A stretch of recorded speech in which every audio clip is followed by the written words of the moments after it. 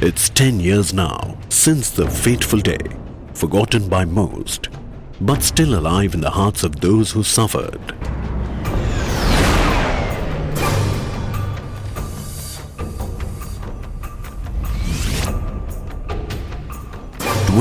January 26, 2001, 8:46 a.m. Probably you were on your way to the Republic Day parade. Probably you had just started reading the newspaper. Probably you were sleeping. 2 minutes later, 8:48 a.m., you were already in the mood to watch the salutes and the march past.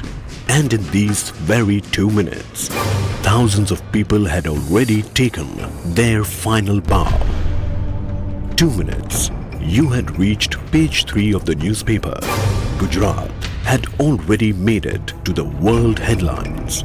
2 minutes, you were breathing in fresh air in the comfort of your home. Over 13,000 people breathed their last under the debris of their homes.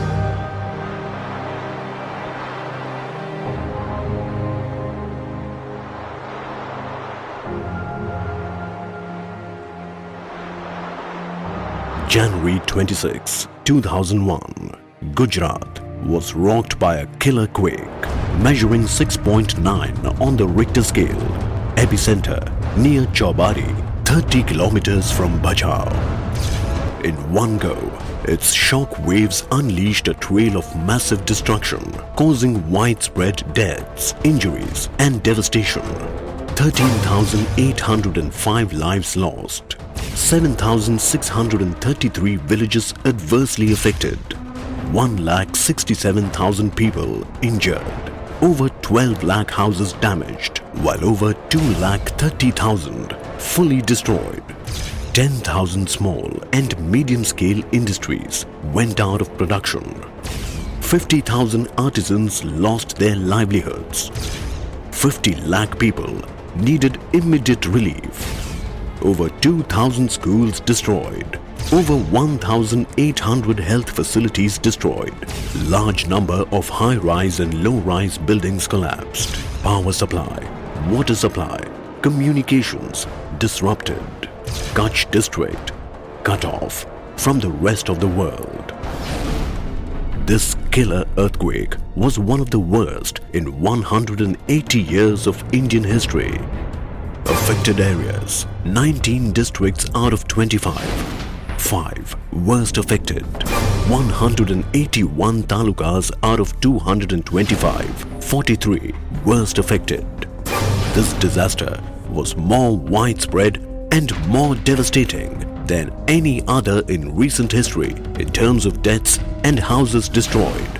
It released an energy equivalent to 45 lakh tons of TNT, approximating to over 300 Hiroshima-type bombs, affected an area of 1,82,639 square kilometers, more than the geographical area of Kerala and Haryana put together.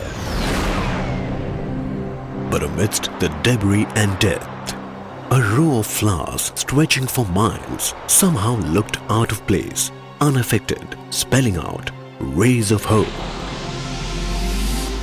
Hope never dies, as they say. It just sleeps for a while. But what does it take to gently awaken this hope from its slumber, to brush aside the tears and start smiling, to rise from the ashes and start building again? Grit, resilience, the will to survive, and the spirit to fight back.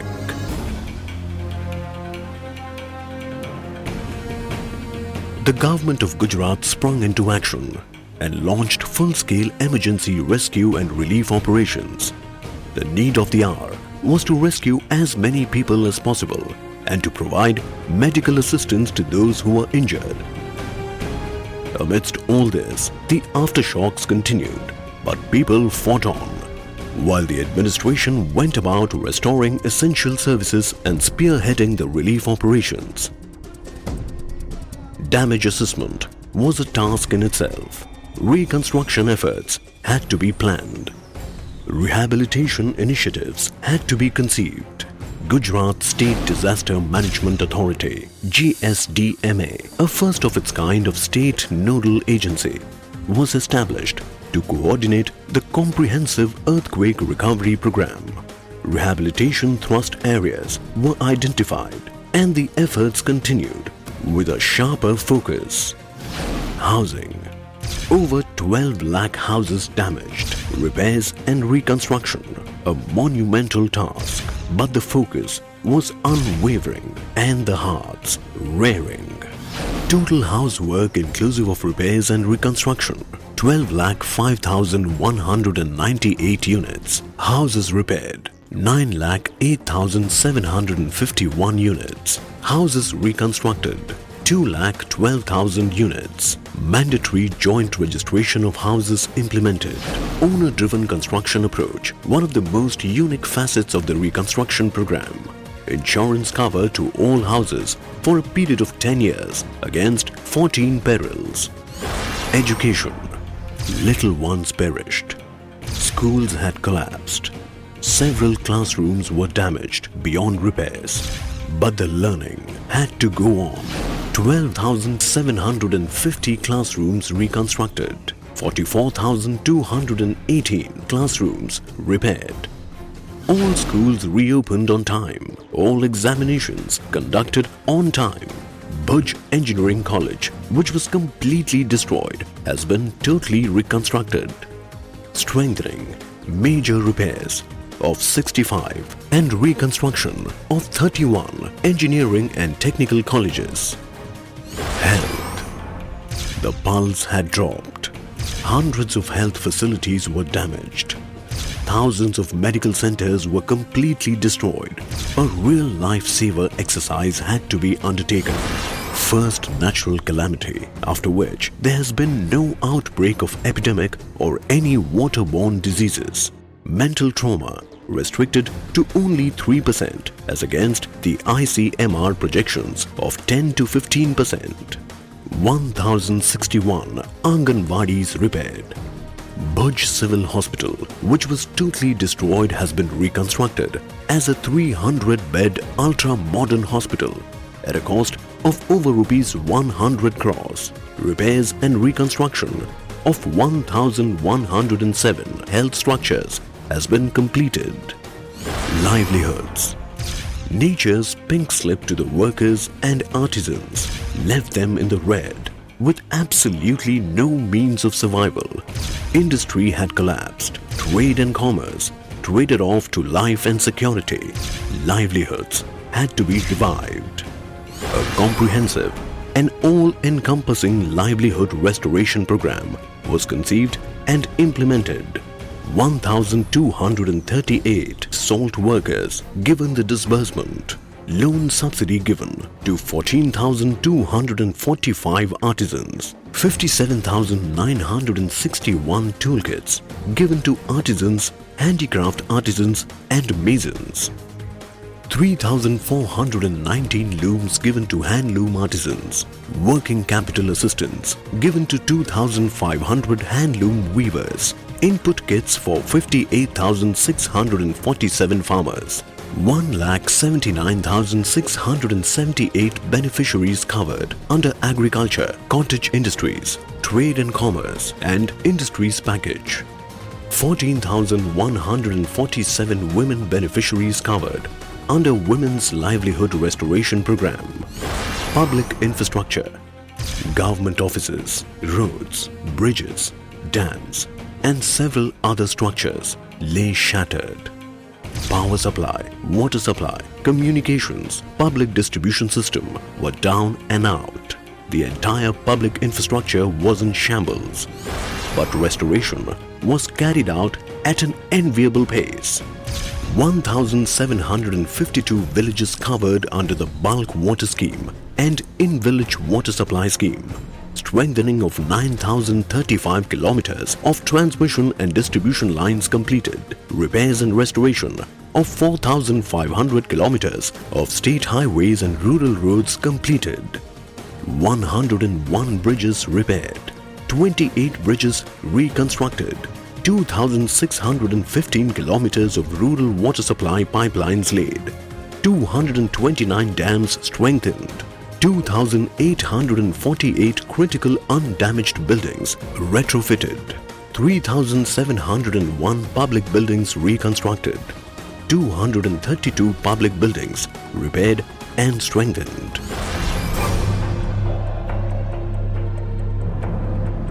The killer quake that hit Kutch was devastatingly different in terms of magnitude, spread and losses as compared to disasters elsewhere.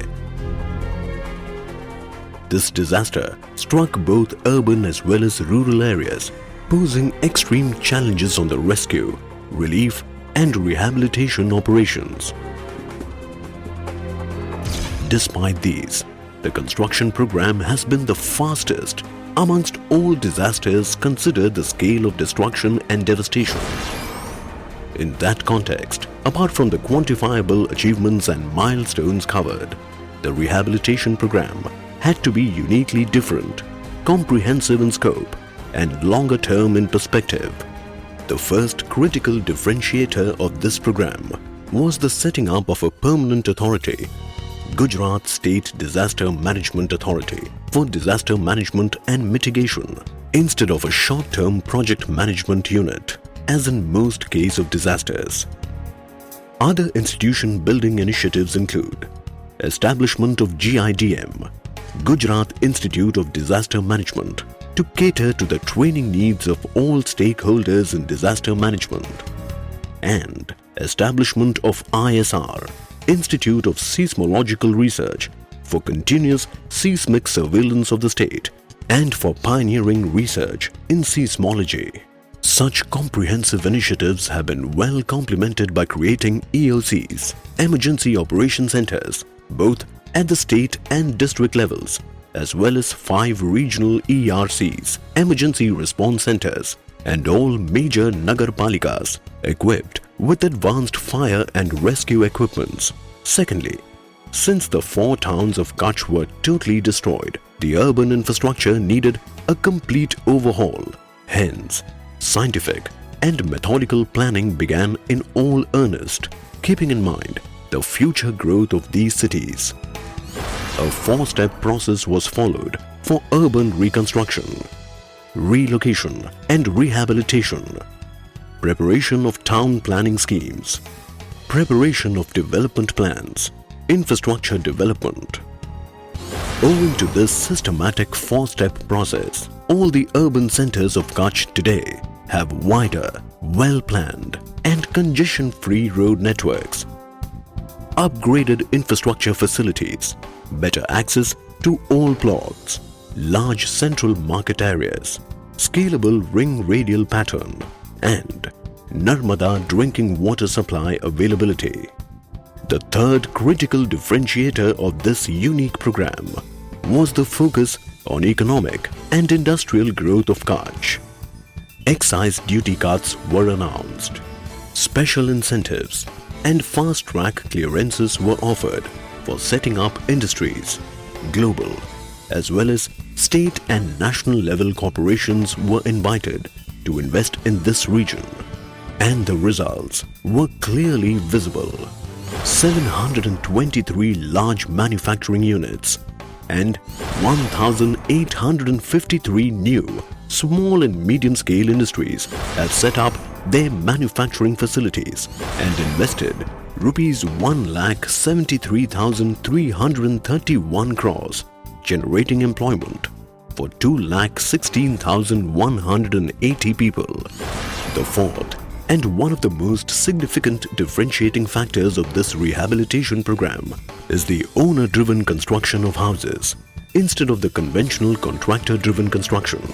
This scheme entails the flexibility to the owners to build their houses as per their choice, despite the fact that this was a more cumbersome process as it involved educating the owners, training of masons, ensuring earthquake-resistant construction, performing technical audits, facilitating ready availability of raw materials of perfect quality, controlling cost escalations over a period of time, as well as providing finance on installments.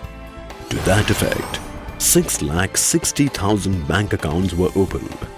And even at a minimum assumption of 10 visits and meetings of government officials with each of the 10 lakh house owners translates into 1 crore meetings, which is a feat in itself and reflects the government's unwavering focus on the Kutch rebuilding program. And the last, but not the least, the fifth and the most crucial factor was the constant monitoring of the Quality of Life Index. The Quality of Life Index has not only been restored to pre-EQ levels but has continued to exceed it.